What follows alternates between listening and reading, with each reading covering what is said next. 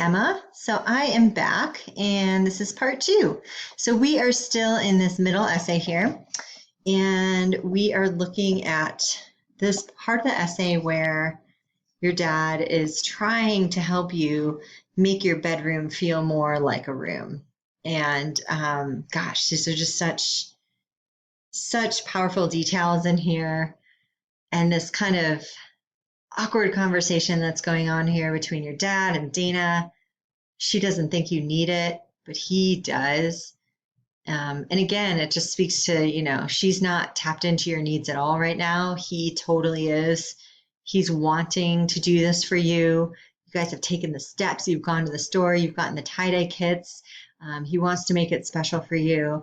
But again, just like the ceiling, it doesn't happen, right? And so there's this moment in here where you say, it was a stupid basement and a stupid attempt to make it a room. And I mean, I love that again because it really captures that voice and perspective of a 9-year-old, but it's actually so much more profound than that as well, because it really is, I think, the low point, at least as far as these essays convey, where you're sort of feeling like, I don't think that we're going to be able to move forward like this. Maybe you're feeling some helplessness, maybe you're feeling some powerlessness, but it really feels like quite a low point in terms of the arc of the story, where it's like, I feel very disconnected from this person. Even if he's trying, he's not trying hard enough. It's not working. It's not going to happen. It's dumb. It's stupid.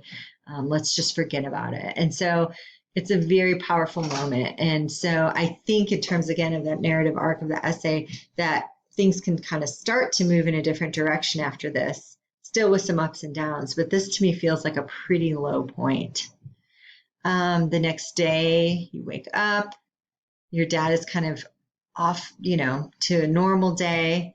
But then something really big happens that day. Your brother is born. And so this line right here, this is like, it's in quotes, so it kind of suggests almost like dialogue. We haven't really seen a lot of dialogue in these pieces, which I think is okay. I'm not missing it too much. But with this one little snippet of dialogue here where you express something verbally to your sister and you say, really? I was having trouble gauging what the feelings were behind this, whether it was anxiety, excitement. I just wasn't sure. And so if it was excitement, I was also having some trouble grappling with that because the essay is so somber and powerless feeling that this burst of excitement sort of felt out of step for me with the tone of the essay overall. And so my statement here, my suggestion here is to consider how the essay reads if you were to take this little piece out, this really, and to see if it still holds okay together the way you want it to. And I would probably suggest taking it out because it's kind of confusing to me, I guess, in terms of what it's supposed to be adding. So maybe just sticking with the exposition as you have it here. So you go to the hospital. Okay, and this is really interesting what's going on here because something big happens in this last moment. You get to hold your little brother and something is shifting or changing in you in this moment. And you're too young at the time. You don't necessarily know how important he's going to be to you or what a close relationship you're going to have with him later in life. But it seems like something about holding that baby and maybe seeing your parents in that seeing your dad and Dana, I should say, in that fragile moment makes your worldview shift a little bit. And so my suggestions in here are to really slow down as you're describing holding your baby brother in your arms, to really slow down and tease out that moment. So maybe telling us a little bit about what did he feel like? Was he heavy? Were you worried? Did he feel comfortable to you in your arms? What did his skin look like? Were his eyes open or closed? Was he sleeping? Was he fidgeting?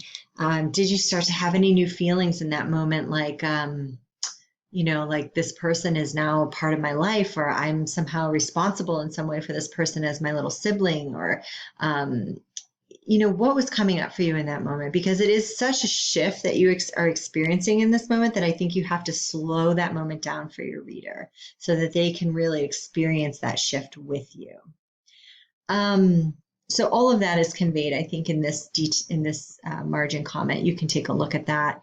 And then these last few lines, I just had some notes for you. This line right here, it felt like everything led up to this moment was meant to happen, like our happiness that day was meant to be there. That's a very sweet line, but it feels a little bit too, I think, optimistic for the rest of the essay. Like it feels almost like we've skipped some steps and we've jumped to like a very happy feeling without necessarily earning quite that much happiness. And I think that you can convey this little moment of joy and wonder that you're having here without actually having to say it. So I think if you include some of those details where you're really looking at your brother and you're sort of taking in this wonder that this new baby is, who's related to you, I think that happiness that you're feeling there can come through in those showing details so that you don't actually need to say that. Okay, so I would suggest probably just cutting that line out if you're comfortable with it. It just, like I said, feels disproportionately optimistic compared to the tone of the rest of the essay. And I don't think you need it. This line here, your love for her made sense to me that day. That's a really interesting line to end on. I feel like what you're trying to do there is you're trying to show your dad a little grace. You're trying to find a little room for forgiveness in your heart. Or maybe we can think of this as your worldview has just gotten bigger.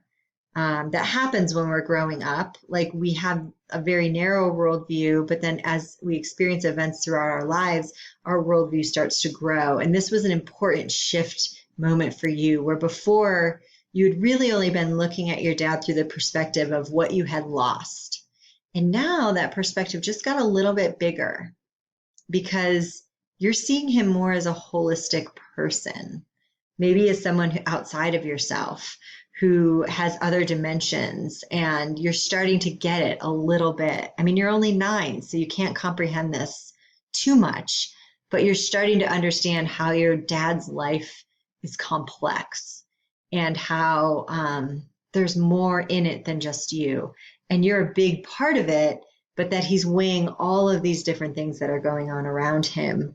And it's a really mature thing to experience as a 9-year-old. That's a really mature shift to experience where you realize like, oh, I might not be the center of the universe. And we all have to go through that when we're growing up. At some point, we have to realize that it's not just about me. There's other variables at work here too. And so it's a moment of maturity for your 9-year-old character here. And I think it makes sense. I think it's the right note to end on for this middle essay. I think it works really well. So this is a neat piece, and it's very powerful, and there's so much great material in it. And so, yeah, I just loved it. Okay, so now we're looking at this last piece. The story continues, the birth and death of a day. And so this one is really interesting as well. Again, we go deeper. This is really about exploring that moment of crisis where something way out of your control happens to your dad, way out of your dad's control. And it's really another huge game changer, right? It's just the messiness of life. And this is just more of it. And so how does your relationship move through this? So, loved the details in this one as well. You have such wonderful details in all of these essays. Just little things like the fact that you're wearing his flannel. So I'm suspecting you're a teenager in here because you're talking about, well, I know you, so I know what this year means in terms of how old you are, but you may want to put that detail in here. In the last one, you said that you were 9. So maybe you can weave in somewhere in here. I'm just trying to think. So you're in high school, but maybe you want to kind of hone in and give us a sense of exactly how old you are if you can find a way to do that. I don't know, even something in here about like the flannels, like, you know, most 15-year-old girls wouldn't be seen in their dad's flannels, but, you know, I wanted to wear your clothes, or I don't know. There's got to be some way, I think, to kind of drop that clue of how old you are in there. this detail, wow, really striking. Something's not right. You know, something's wrong with your dad's face. You're noticing it. It's upsetting. It's disturbing. But you're just kind of letting the reader know that you're noticing these details. You didn't know what to make of it at the time. You're just trying to go about your day. Okay. You're going about your day. We're learning a bit about Vegas and how you're being cut out from that as well. So those details are emerging nicely.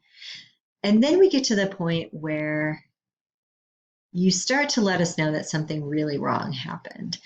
And my suggestion here is to maybe just to dive in a little bit deeper and to actually um, convey to the reader what it is that happened. Because I feel like this is kind of one of those situations where you're going to tell us at the end that your dad had a stroke, but it doesn't need to be a surprise. There don't need to be any plot twists or anything like that in the story. Sometimes we'll see those kinds of withholding of details in like a mystery story or something like that, but I don't think you need to rely on any plot devices like that for your story. In fact, I think that if you do tell us what happened here, it can free us up to not have to think about what's going on with this plot or with your dad. We don't have to put any of our cognitive energy into that. We can focus instead on what's happening with the emotional story. So I love this repetition of I wish, I wish, I wish. And I think you could use that style just to go a little bit deeper. I wish I had known that the blood had stopped traveling to your brain and that you had lost your speech and that you had fallen down next to the bed. I wish you weren't all by yourself as you dragged yourself down the stairs. So I'm just pulling details from things that you and I talked about before. You could make that moment really hit very hard for the reader, I think, if you could get a little bit more explicit in there. Okay, this is a suggestion about just moving a couple of sentences. You can take a look at that on your own. And then I'm going to move into the big suggestion at the end here because we only have a couple minutes before my video runs out. Okay, so what I see going on at the end here is that you're moving into resolution. This is the end of the essay, the end of the whole story arc. And so, as you know, we're looking for some kind of resolution as a reader. Where are we going to get? Like, what's going to pay off? What are we going to be left with? I think you've talked about it as like wrapping up the essay with a bow, putting a neat bow on it at the end.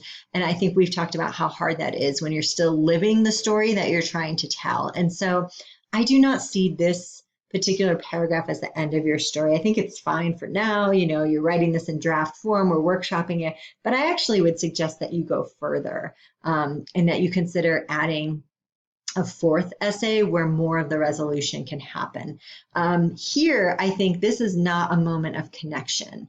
I think you're trying to make it a moment of connection because you're trying to have this respect for your dad as the strong man who pulls through, but that's not really what the story is about. The story is more about your need to come to back to that connection that you had with him when you were so young. Not in the same way that you had it when you were young, but in some way that is special and real for both of you.